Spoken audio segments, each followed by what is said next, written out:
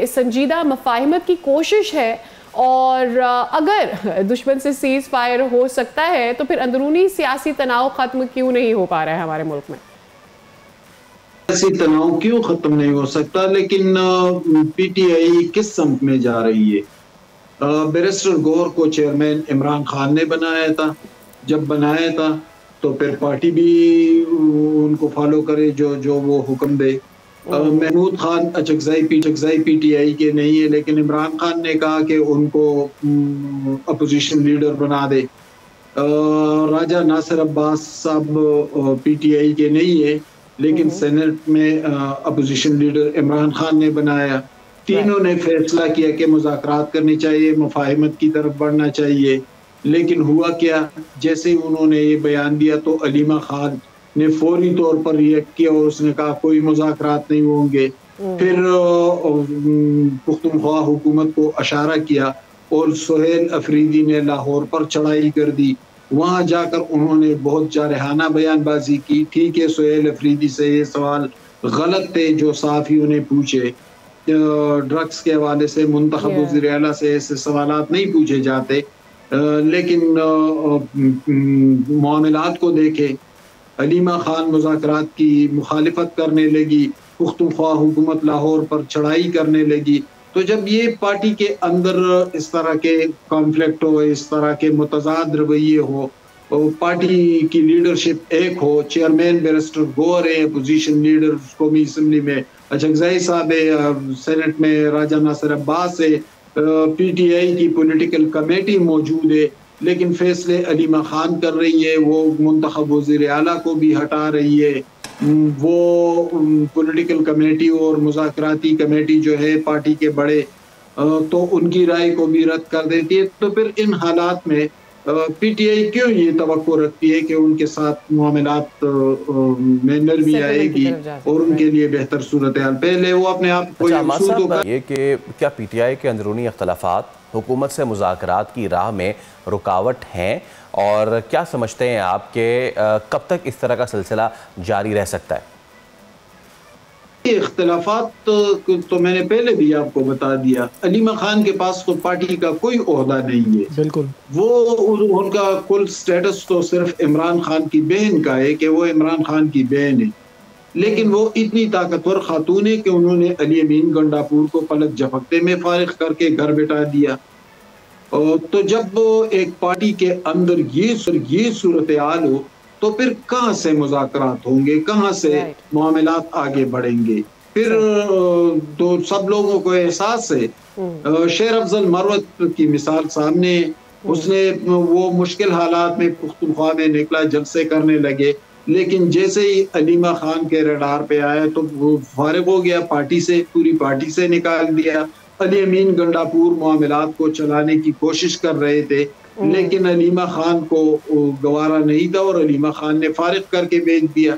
तो जब भी एक पार्टी इस तरह चल रही हो, उसके पास कोई ओहदा न हो, फिर पार्टी घर के अंदर के लोग फैसले करने लगे, पॉलिटिकल कमेटी की बजाय, सेंट्रल कमेटी की बजाय, सीनियर रहनुमाओं की बजाय अलीमा खान फैसले कर रही हो, तो मुज़ाकरात कहाँ से होंगे, मुज़ाकरात कैसे कामयाब होंगे, कौन उनके साथ मुज़ाकरात करेगा? सबको डर लाहक होता है कि अलीमा खान या इमरान खान को पता चलेगा और फिर हमारी जो हालत बनेगी। तो एक डरी सहमी फज़ाए है। जिस तरह एक ज़माने में MQM में अल्ताफ हुसैन जिस तरह पार्टी को चलाते रहे, उसी तरह पीटीआई को भी चला रहे हैं। हालांकि एक मकबूल जमात है, इसमें कोई शक नहीं है, उसका वोटर मौजूद है। खैबर पुख्तनख्वा में उसकी हुकूमत है, गो की हुकूमत बदतरीन नाकामियों, करप्शन और बैड गवर्नेंस का शिकार है, लेकिन इसके बावजूद एक पॉपुलरिटी तो उनकी है, लेकिन वो पॉपुलरिटी कब तक रहेगी? इलेक्शन भी आप बिल्कुल ठीक कह रहे हैं, और शायद यही एक वजह है कि ख्वाजा आसिफ ये कह रहे हैं कि वज़ीर आज़म की पेशकश के बावजूद पीटीआई इस मामले में गैर संजीदा नजर आती है।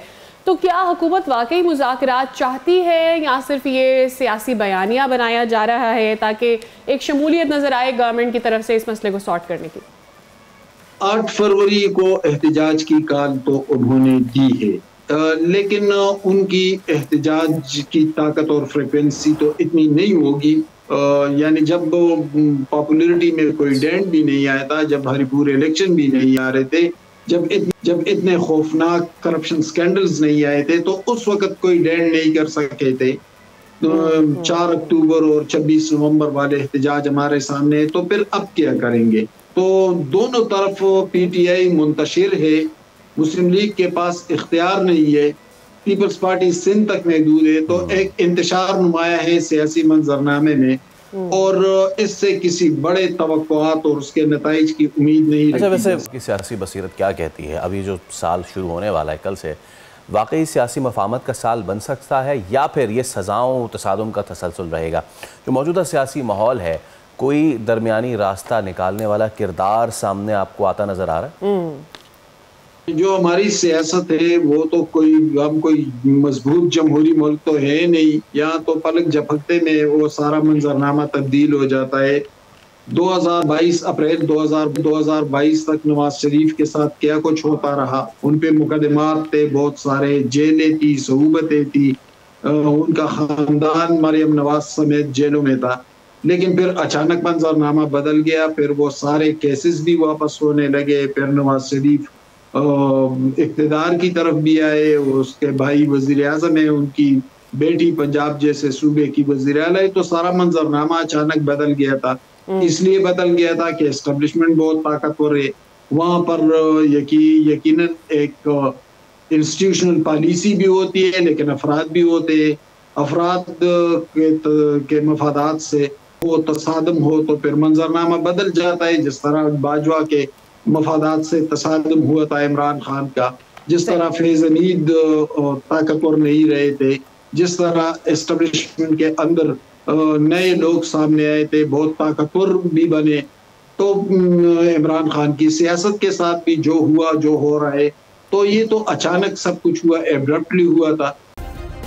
سبسکرائب کریں اور بیل دبائیں تاکہ کوئی خبر رہ نہ جائے۔